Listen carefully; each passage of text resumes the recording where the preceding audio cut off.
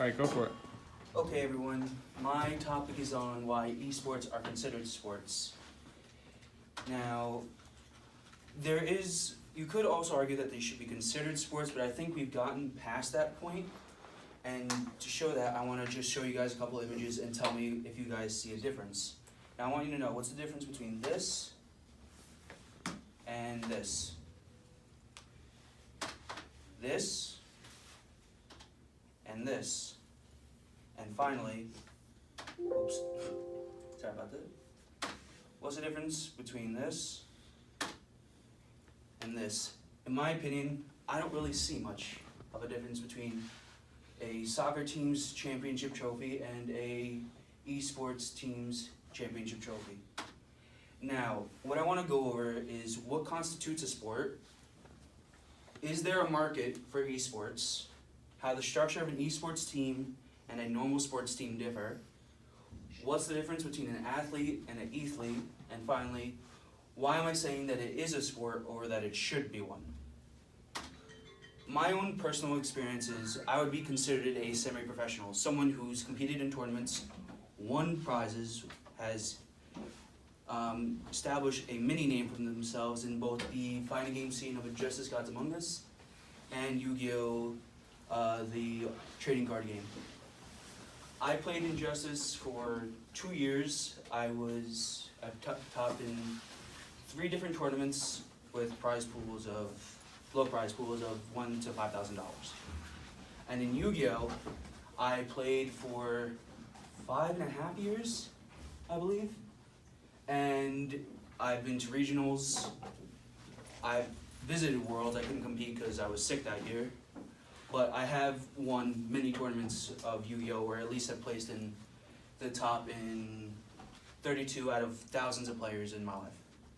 So I do have experience with that, especially with the practice routines and the things that you need to be considered a professional gamer. Now, what constitutes a sport? According to the Global Association of International Sports Federation, a sport should be composed of that should have an element of competition. It should not rely on luck, and it should not harm any living creature. Now, I believe that esports perfectly fit into that definition. There is a sense of competition in anything. You can make a competition about whether my dime is going to drop to a floor or is it going to rain, depending on what the stakes are, at least in my opinion. A sport should not have any element of luck. The most common esports games on the market do not rely on luck and are overall rely on skill. It is what is called a low luck and high skill type of environment. And the final thing is that it does not harm any living creature. The only way that I would say it harms anybody is the stress that the parents have to think about their kids playing video games for over 12 hours a day. Now, is there a market for esports? Well, as this graph shows, the revenue that it generates every year increases exponentially. And in 2015, the NBA Finals had a viewer rate of 31 unique different people. But the esports of League of Legends, the most popular video game in the world currently, had a viewer rate of over 36 million people. So that is why this can show that not only is there a market, but there's also a viewership for esports, and why that should show that they are sports. Now, the structure of a esports team and a sport team are fairly similar. Both sides have their CEOs, or the owners of the teams, and then they have a lifestyle manager and a training manager. In the lifestyle, you would have your nutritionist, your doctors, and things like that. And on the training, which would be your actual training for the sport. Esports, they have coaches, just like normal teams have coaches. Normal sports teams have coaches, which is why this shows that the structure between a sports team and an esports team aren't that different, which also shows why it is a sport. The next, what is the difference between an athlete and an ethlete besides a much better sounding name? The facts are biologically, a esports athlete can have a heart rate and a pulse rate of up to 180 beats per minute, which is comparative to a athlete when they're actively working.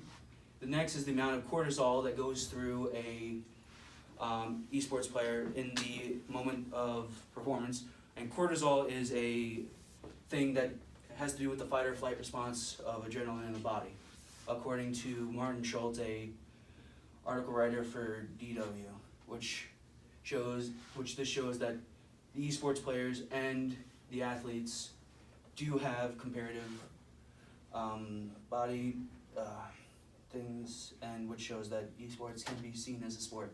And the final thing that I have to say, which shows that esports is considered a sport, as of 2013, the United States officially recognized the esports athletes as actual athletes by giving them travel visas of professional athletes, as said in Forbes, which shows that if the U.S. government recognizes them as professional athletes, the games that they play should be considered or are sports. Now, in review, I've talked over what constitutes a sport, is there a market for esports, how the structure of a sports team and an esports team differ, what is the difference between an athlete and an athlete, and why am I saying that it is a sport over that it should be. Thank you, and this is my worst side of it.